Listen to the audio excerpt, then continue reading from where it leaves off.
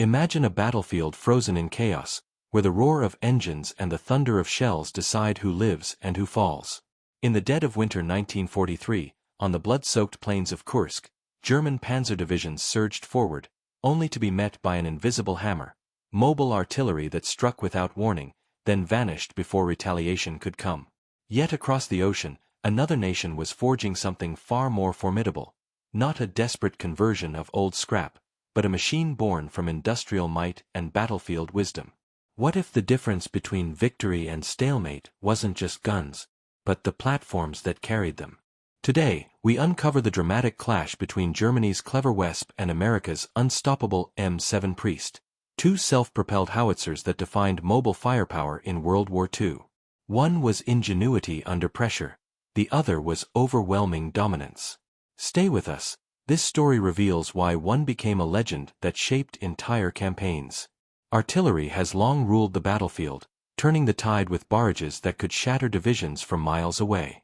But World War II's new reality, blitzkrieg speed, rapid armored thrusts, exposed a brutal truth. Traditional towed guns, dragged by horses or trucks, simply couldn't keep up. They bogged down in mud, lagged behind panzers, and left advancing forces without immediate support. The solution: self-propelled guns, armored vehicles mounting powerful howitzers, able to race across terrain, deliver devastating indirect fire, then reposition to evade counter-battery strikes.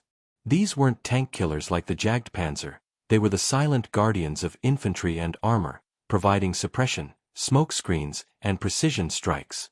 In this arena, Germany and the United States took radically different paths. Germany, facing resource shortages and mounting losses, improvised brilliantly. The United States, fueled by unmatched production and doctrine of total mechanization, built for endurance and superiority. The result: the Sd.Kfz 124 Wespe versus the 105 mm howitzer motor carriage M7, forever known as the Priest. The Wespe emerged from dire necessity on the Eastern Front. By 1942, the German Army's standard 10.5 cm WWII light field howitzer was excellent, accurate up to over 11,600 yards, firing 32-pound high-explosive shells at 4 to 6 rounds per minute, capable of devastating infantry or dug-in positions. But it was horse-drawn or towed slowly, useless amid the vast muddy steppes where panzers could cover dozens of miles daily. With Panzer II light tanks obsolete against T-34s, engineers saw opportunity. Under Rheinmetall Borsig and Alkit, they modified the Panzer II OSF. F chassis, engine shifted forward, hull slightly lengthened, turret removed, and a lightly armored, open-topped superstructure built at the rear for the modified 10.5 cm WWII Havs howitzer. Production began in February 1943 at Fama Ursus in Warsaw, yielding 676 Wespes by June 1944, plus 159 ammunition carriers. It was fast, cheap, and recycled existing parts. No new heavy resources diverted from Tigers or Panthers. Compact at 11 tons, 15 feet 9 inches long, 7 feet 6 inches wide, and 7 feet 7 inches tall, the Wespe was agile. Its 140 horsepower Maybach HL62TR engine pushed it to 25 miles per hour on roads, with leaf spring suspension handling rough ground reasonably well. Armor was thin, up to 30 mm frontal hull, but superstructure mostly 10 mm, enough against shrapnel and small arms, but vulnerable to anything heavier. The open top exposed the 5-man crew, commander, driver, 3 gunners, to weather, overhead bursts, and strafing aircraft. Inside, space was cramped, the howitzer's breech dominated, leaving little room for movement during sustained fire. Ammunition: only 32 to 40 rounds on board, forcing frequent resupply from vulnerable carriers. Self-defense relied on a single-stowed MG-34 machine gun, barely adequate against infantry, useless against planes. Debuting at Kursk in July 1943, the Wespe equipped panzer artillery battalions, supporting divisions like Grossdeutschland. Its mobility shone: crews could fire from concealed positions, then dash away before Soviet counter-battery responded. In the massive clash, Wespes disrupted Red Army advances, providing rapid barrages against strongpoints. Crews appreciated its reliability and small silhouette, harder to spot than larger vehicles. It later fought in Italy, Normandy, where examples were destroyed in the Falaise pocket, and defensive battles in Hungary. The design's simplicity allowed quick deployment, and Hitler's personal order dedicated all remaining Panzer II production to it. Yet limitations mounted. Thin armor led to high losses from artillery and air attacks. Cramped conditions fatigued crews in prolonged engagements. Limited ammo meant batteries often paused during intense fights. The Wespe was a triumph of adaptation, Germany's answer when abundance was impossible. It extended the life of outdated chassis, gave panzers organic fire support, and proved mobile artillery's value in fast warfare. But it was born of scarcity, a stopgap that highlighted deeper industrial strains. Meanwhile, across the Atlantic, the U.S. Army pursued a different vision. As early as 1941, the armored force recognized the need for a robust, self-propelled howitzer to equip new armored divisions. Early experiments with light tank chassis failed. Designers chose wisely, the rugged M3 Lee medium tank chassis, sharing components with the emerging M4 Sherman. The prototype T-32, tested at Aberdeen Proving Ground, evolved into the M7, standardized in February 1942. Production exploded. American Locomotive Company built the first in April 1942, with over 3,489 minutes and 7 seconds, plus later M7B1 variants on M4A3 chassis, totaling thousands by 1945. The M7 was no improvisation, it was purpose-built for overwhelming firepower. Weighing nearly 23 tons, it measured 19 feet 9 inches long, with a spacious open-topped fighting compartment. Powered by a 400-horsepower Continental R975 radial engine, or Ford GAA in later models, it reached 24 to 25 miles per hour on roads and 15 miles per hour off-road, using the reliable vertical volute spring suspension of Sherman's for superior cross-country performance in mud, snow, or desert. Armor reached 51 to 62 millimeters frontally, far thicker than the Wespe, protecting crew and ammo from shrapnel and small arms. The main weapon was the superb M2A1 105mm howitzer, renowned for precision and reliability, firing 33-pound shells over 12,500 yards at up to 4 to 8 rounds per minute in bursts.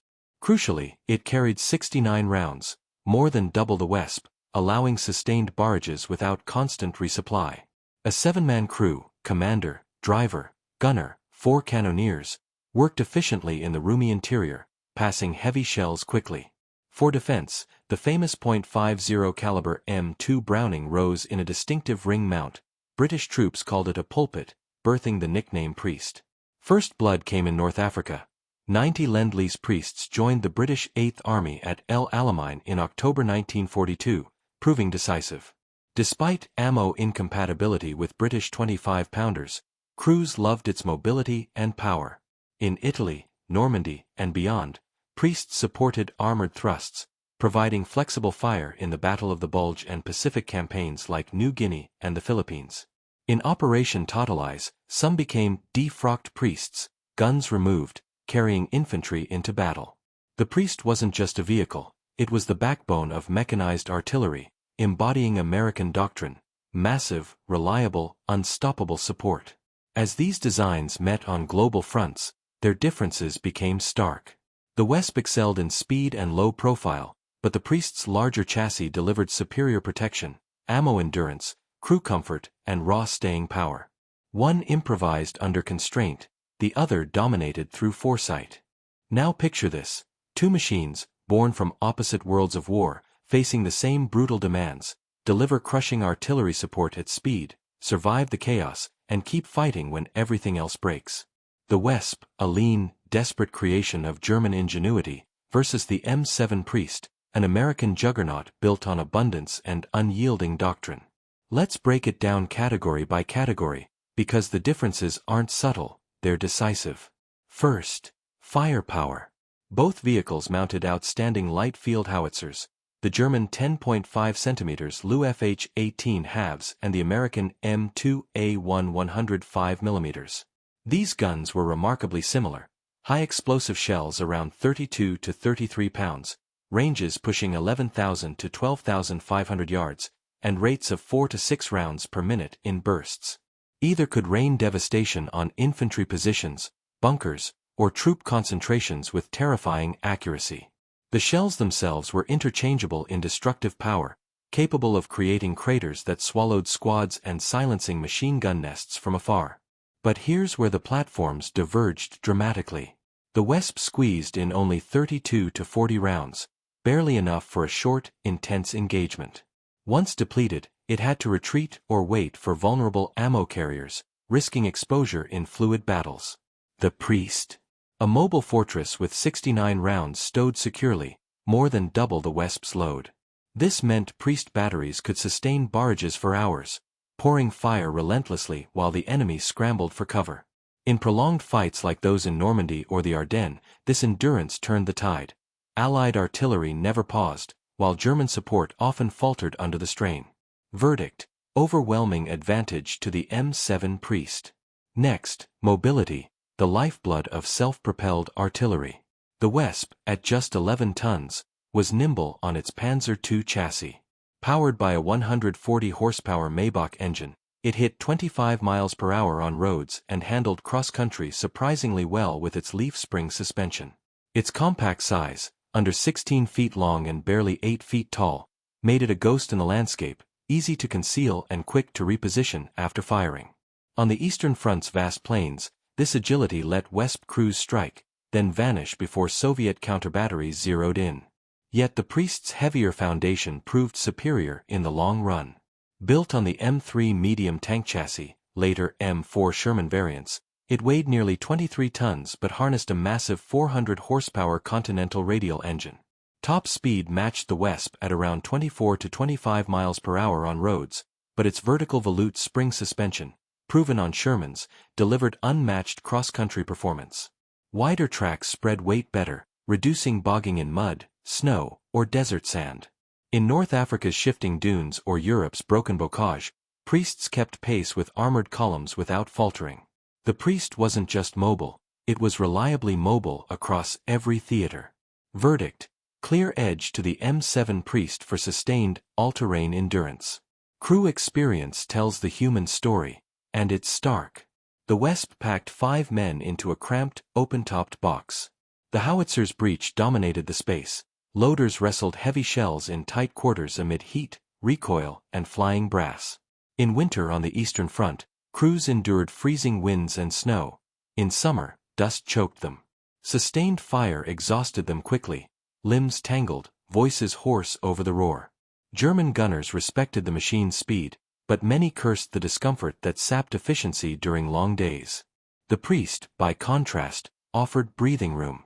A 7-man, sometimes 8, crew worked in a spacious fighting compartment, driver up front, commander overseeing, gunner on the piece, and cannoneers passing 33-pound shells with practiced rhythm.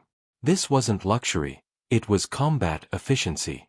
The design multiplied rate of fire, teams rotated duties, reducing fatigue. War correspondents described Priest crews as seamless units, their teamwork amplified by space to move. The open top still exposed them to elements, but the room allowed better protection against shrapnel via positioning. Crews felt empowered, not confined. Verdict: decisive victory for the M7 Priest in crew effectiveness and morale. Protection was another chasm. Both were open-topped, vulnerable to airbursts, strafing fighters, and overhead artillery. But the Priest's medium tank roots shone, frontal armor up to 51 to 62 millimeters, shielding the hull, engine, and ammo racks from fragments and small arms far better than the Wespe's thin 30 mm max, often 10 to 15 mm superstructure. The Priest's .50 caliber Browning in its iconic ring mount, the very pulpit that gave it its name, provided potent defense. Gunners could rake infantry or low-flying aircraft, turning a support vehicle into a deadly responder. The Wespe's single light MG-34 was outmatched. Its crews had little against P-47 Thunderbolts or Typhoons. In Normandy, Priests shrugged off light hits that would have crippled Wespes. Verdict: resounding superiority for the M7 Priest. Finally, production and strategic impact sealed the fates. Germany built 676 Wespes.